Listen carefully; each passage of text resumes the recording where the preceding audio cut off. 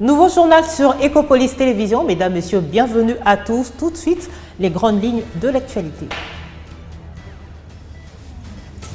Inauguration officielle du nouveau campus de l'université officielle de Mbuji-Mayi par le président de la République. Fini les conditions précaires. Cette réalisation est la matérialisation d'un engagement avec la jeunesse.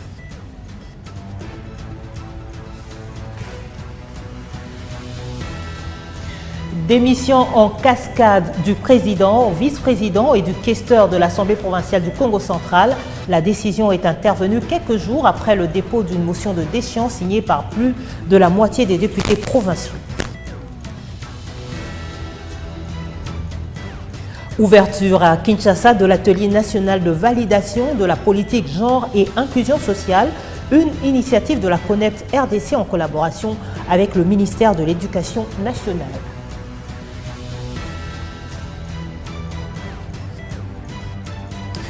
Coup d'envoi de la 47e Assemblée générale ordinaire de la CAF à Kinshasa. Au programme, l'approbation du budget, modification statutaire et validation de grandes réformes.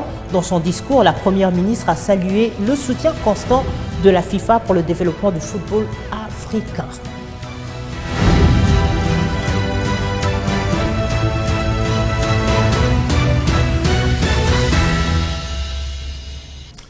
Après des jours de tension et de violence qui ont secoué l'organe délibérant, l'Assemblée provinciale du Congo central est entrée dans une nouvelle phase. Le bureau d'âge a été officiellement installé lundi 6 octobre à Matadi, présidé par le doyen d'âge Jean Landu Kitsongo. Cette équipe provisoire a pour mission de pacifier les esprits et d'organiser l'élection d'un nouveau bureau définitif. Les députés provinciaux, Gilit Mbenza Seke et Omega Mbadou, font également partie de ce bureau de transition, respectivement comme premier et deuxième secrétaire. Aussitôt installé, Jean Landu Kitsongo a convoqué une autre plénière ce mardi en présence de 22 députés provinciaux signataires de la pétition contre l'ancien exécutif. La dite plénière a été délocalisée dans la salle de la mairie de Matadi suite aux scènes de violence qui ont éclaté auparavant au siège de l'Assemblée provinciale du Congo central. Lesquelles violences ont fait plusieurs blessés, parmi lesquels les députés provinciaux, les journalistes et autres invités. Nous allons y revenir dans nos prochaines éditions. La crise politique s'est accélérée dans la province du Congo central. Le président de l'organe délibérant, Papi Mantezolo, a annoncé sa démission aujourd'hui. Une décision prise sous pression quelques jours seulement après le dépôt d'une motion de déchéance le visant, lui et son vice-président, pour des accusations de mauvaise gestion. Il s'engage désormais à servir et défendre les intérêts du Congo central en tant que député provincial. Dans sa lettre de démission adressée au directeur de l'administration de l'organe délibérant, le désormais ex-président rend hommage aux députés provinciaux, au personnel politique et administratif ainsi qu'à la population du Congo central pour la confiance et le soutien lui accordé tout au long de cette période marquée par de nombreuses épreuves. Et dans le chapitre infrastructure, le président de la République, Félix-Antoine Tshisekedi, a procédé lundi 6 octobre à l'inauguration de l'université officielle de Mbuji-Mayi dans le Kasaï oriental. Ce lancement marque un tournant historique pour l'enseignement supérieur dans cette région. Le nouveau complexe universitaire comprend 3 imposants bâtiments de 2 étages abritant 16 auditoires modernes, chacun d'une capacité de 200 places assises. Lancée le 19 avril 2022, la construction de l'UEM a duré 36 mois. Elle répond à un déficit criant d'infrastructures universitaires dans cette contrée. Regardez. Coupure du ruban symbolique par ici, versement d'un peu de champagne à terre par là, à travers ces gestes empreints des symboles, le président de la République Félix Tshisekedi Tshilombo a officiellement inauguré les nouveaux bâtiments flambant neufs de l'université officielle de Mbuji-Mayi. La cérémonie a réuni autorités académiques, membres du gouvernement, étudiants et habitants venus nombreux pour assister à ce moment historique. Dans son allocution, le recteur de l'UEM a exprimé sa profonde gratitude envers les chefs de l'État pour cette œuvre tant attendue. Par la beauté, la splendeur et les promesses de ces nouvelles infrastructures, l'université officielle de Mbuji-Mayi est appelée à être la Jérusalem académique. Excellence, Monsieur le Président, au nom de l'université officielle de Mbuji-Mayi et au nom de mon sacerdoce, je bénis votre personne et votre travail au sommet de l'État congolais. Grâce notamment à votre politique en matière d'enseignement à tous les niveaux, vous êtes en train de poser les bases de la refondation et de la résurrection de notre beau pays. Abbé Apollinaire Chibaka a également promis de tout mettre en œuvre pour que l'université soit à la hauteur de ces nouvelles infrastructures. Pour ma part, au nom de notre comité de gestion, j'assume devant vous et devant notre nation l'engagement solennel de tout faire pour que l'université officielle de Mbuji-Mayi soit à la hauteur des infrastructures qu'elle vient de recevoir de vous et de l'État congolais et celle qui lui plaira de lui donner encore pour achever l'œuvre amorcée. Ces bâtiments modernes comprennent notamment des vastes auditoires, des laboratoires entièrement équipés, des bibliothèques numériques et un haut moderne pour les étudiants. Selon la ministre de l'ESU, ces réalisations s'inscrivent dans le programme national de modernisation des établissements publics d'enseignement supérieur. C'est pour la toute première fois que le campus de cette université officielle, créé le 27 juin 1993, soit doté d'une constellation des bâtiments flambant neufs sortis des entrailles du sol de Mbuji-Mayi Wabalengela et très bien équipés grâce à la volonté politique d'un homme providentiel et visionnaire, je cite son Excellence Félix Antoine Tshisekedi Tshilombo, président de la République, chef de l'État, grand chancelier des universités et Institut supérieur de la République démocratique du Congo. Pour les étudiants, cette inauguration marque un tournant majeur. Fini les cours sous les arbres ou dans des salles surpeuplées, ils bénéficient désormais d'un cadre propice à l'apprentissage et à la recherche scientifique. Le président de la République a fait les tours des installations, admira ce véritable joyau. Avec ces nouveaux bâtiments, l'université officielle de Mbuji-Mayi ambitionne de rayonner davantage sur le plan académique et de contribuer activement à la formation de l'élite éducation orientale.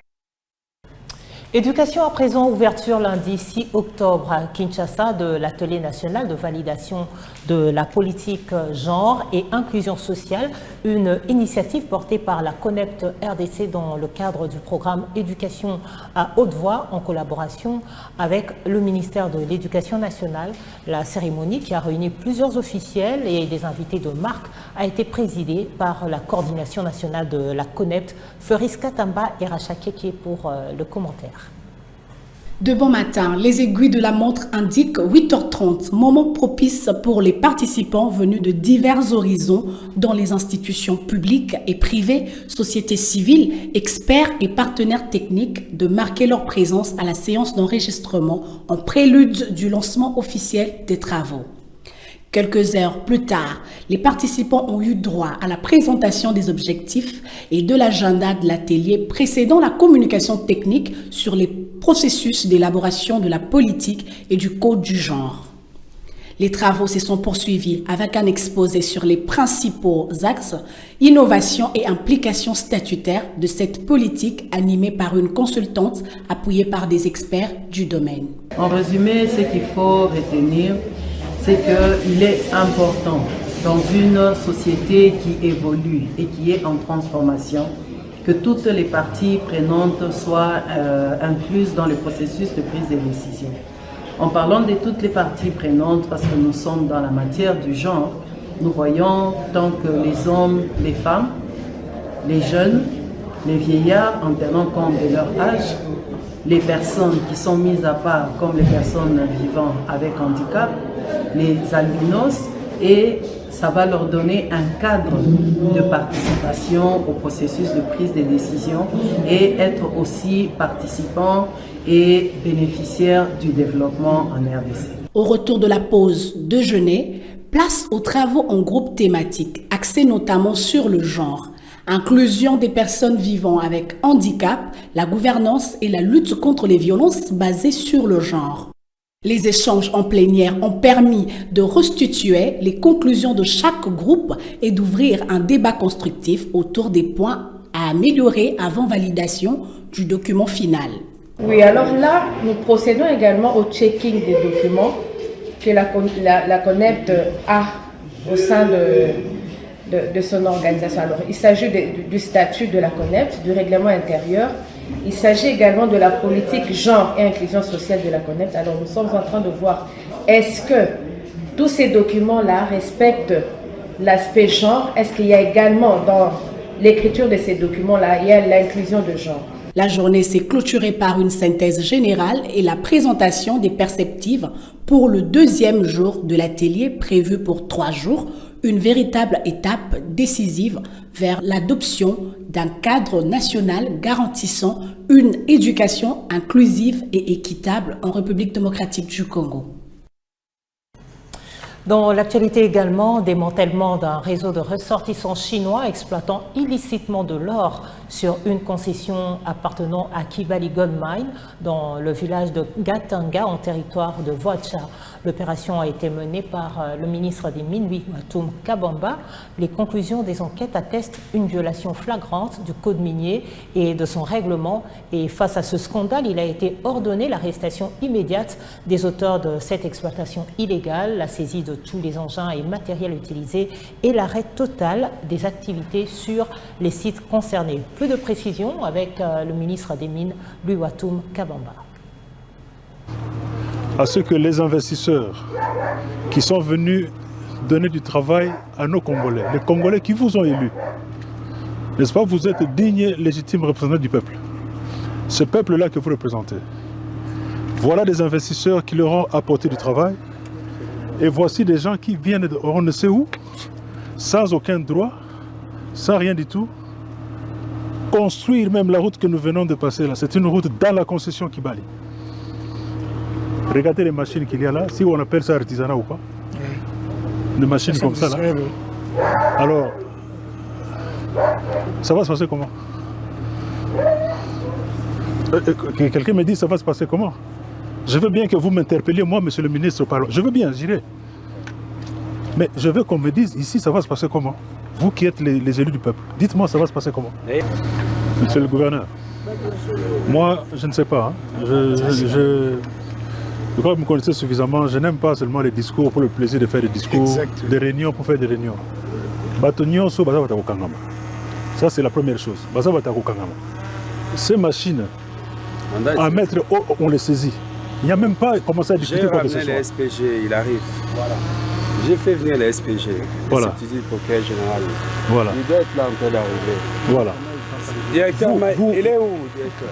Vous êtes en train de travailler dans la concession d'autrui, sans aucun permis, sans un document. Sans aucun document, vous détruisez l'environnement, vous rendez la main-d'œuvre congolaise esclave. Non, non, ça on ne peut pas accepter. Ces machines, on doit les arrêter immédiatement. Ces gens sont des gens arrêtés, tous là. C'est les permis des Congolais, c'est les permis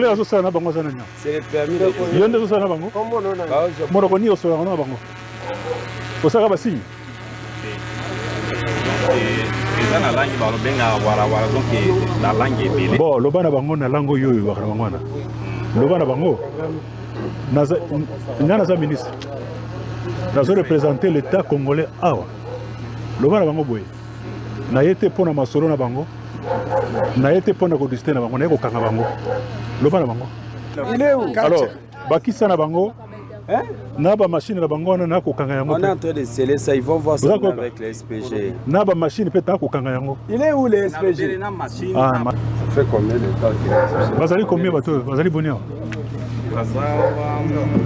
5. Bébé bango nyoso 5 bakangemi.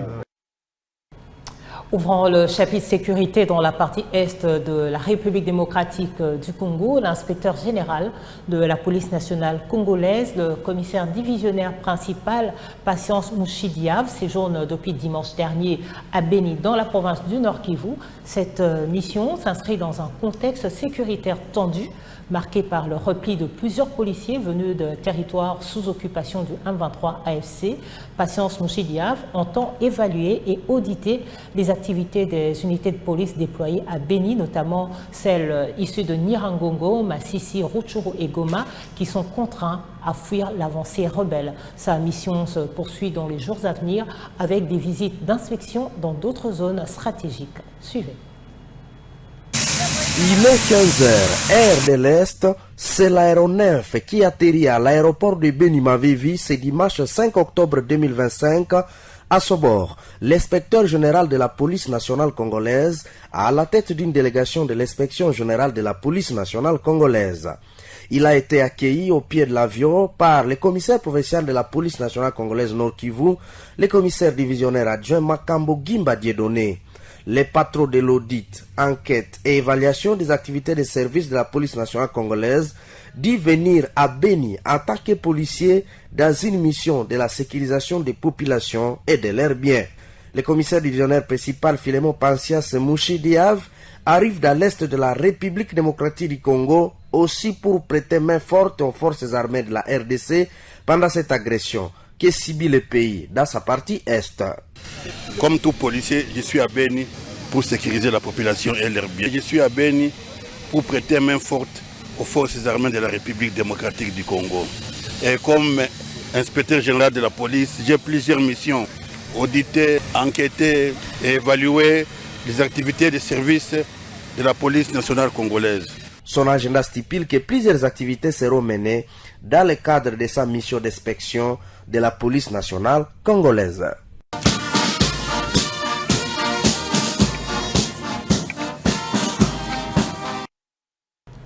Et à Kinshasa, le commissaire supérieur Mohamed Moulumba, commandant de la police nationale district de Mont-Amba, a procédé à l'arrestation des délinquants juvéniles appelés communément Kuluna. Ces punissables qui sèment l'insécurité dans les 5 communes de son district ont été présentés dans une randonnée pédestre diurne. Question de dissuader les autres qui tenteraient de rééditer leur forfaiture. La dite démarche a été vivement saluée par la population qui a félicité la police nationale pour ce joli coup de filet. Le commissaire supérieur Mohamed Moulumba est ici au micro d'Ecopolis Télévision.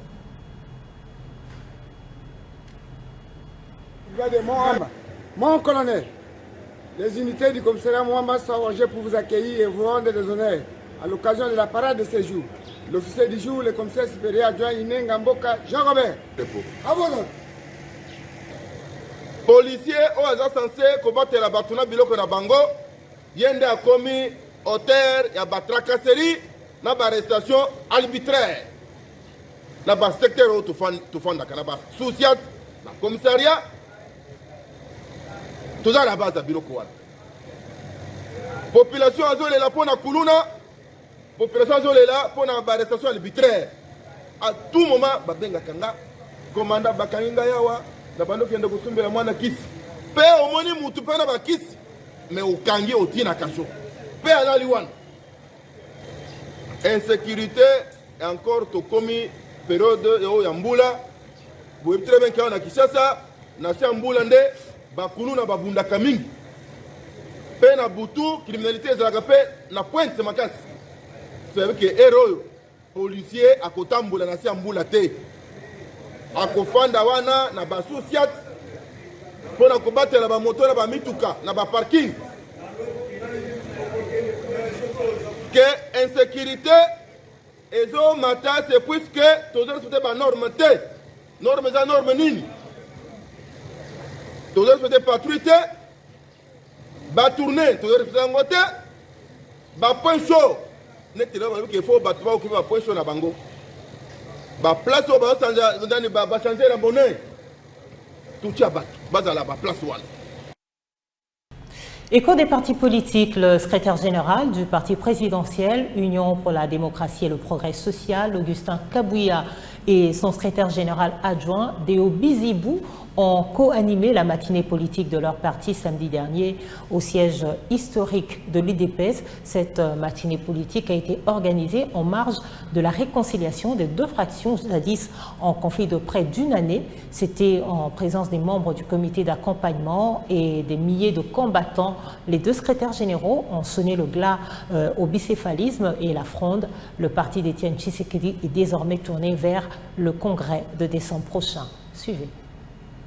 Les filles et fils idéologie du fait Étienne Tshisekedi Moulumba ont prouvé à la face du monde que l'UDPS restera un et indivisible. Ils sont venus de tous les coins de la ville-province de Kinshasa et d'ailleurs pour prendre part à ces grands meetings de réconciliation.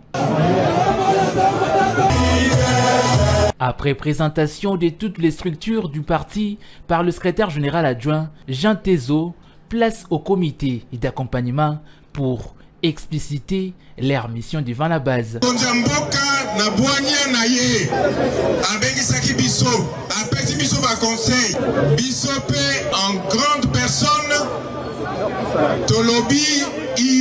Déo Bizi, le secrétaire général adjoint, a rappelé que le parti n'a qu'un seul chef, Félix Antoine Tshisekedi Tshilombo, et un seul secrétaire général en la personne d'Augustin Kabuya Tshilomba. Nalobi ba secrétaire généraux bazali mibale awate toyokani na orientation mokonzi ya parti ya pesa kibiso, le secrétaire général il est bel et bien là, c'est l'honorable Augustin. À son tour, le secrétaire général faisant fonction du président intérimaire du parti, Augustin Kabuya Tshilomba, s'est apaisanti sur l'unité au sein du parti, tout en insistant sur la nécessité de la réconciliation qui passe par le pardon, et a présenté à la haute autorité des références du parti publiquement ses excuses pour la période sombre qu'a traversé l'UDPS de Tshisekedi. Yango biso bana ya UDPS, en commençant par nous les cadres, parce que Papa Mokote a kosepela mona bana na eba bundaka tous les jours comme responsable à parti OL.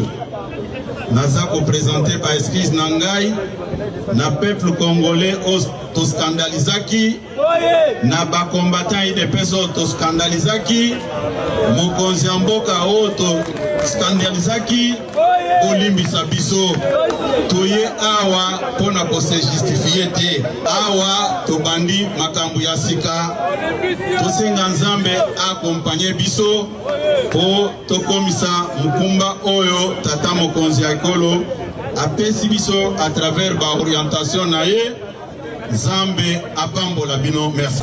Signalons que ces grands rassemblements de la famille UDPS a lieu conformément aux orientations données par la haute autorité des références pour les retours de l'unité au sein du parti, tour de l'unité au sein du parti.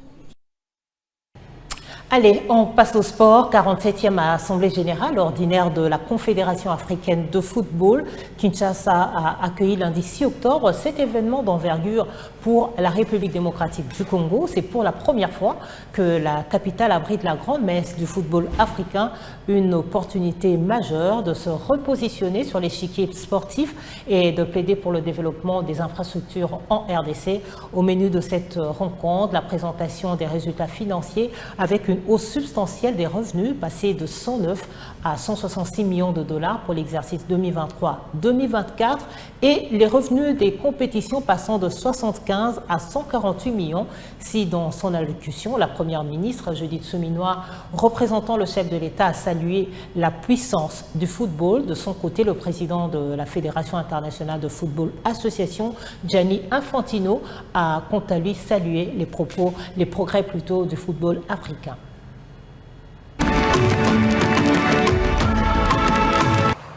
C'est avec un immense honneur et une fierté profonde qu'au nom de son Excellence, Monsieur le Président de la République, chef de l'État, Félix Antoine Tshisekedi Tshilombo, premier sportif congolais, que je vous souhaite la bienvenue à Kinshasa, capitale d'un peuple passionné, d'une nation de football et d'un continent d'espérance. La République démocratique du Congo est heureuse et fière d'accueillir cette 47e Assemblée générale ordinaire de la Confédération africaine de football. Moment solennel où bat le cœur du football africain et où se dessine son avenir. La responsabilité qui est la nôtre aujourd'hui est de faire de ce rendez-vous le lieu où s'écrit le prochain chapitre du football africain. Je salue le leadership de la Confédération africaine de football et de son président, M. Patrice Motsepe, ainsi que l'engagement des fédérations nationales, des ligues, des clubs, des joueurs, des arbitres, des entraîneurs et de toutes celles et ceux qui, sur et hors du terrain, donnent vie à notre passion. Je voudrais également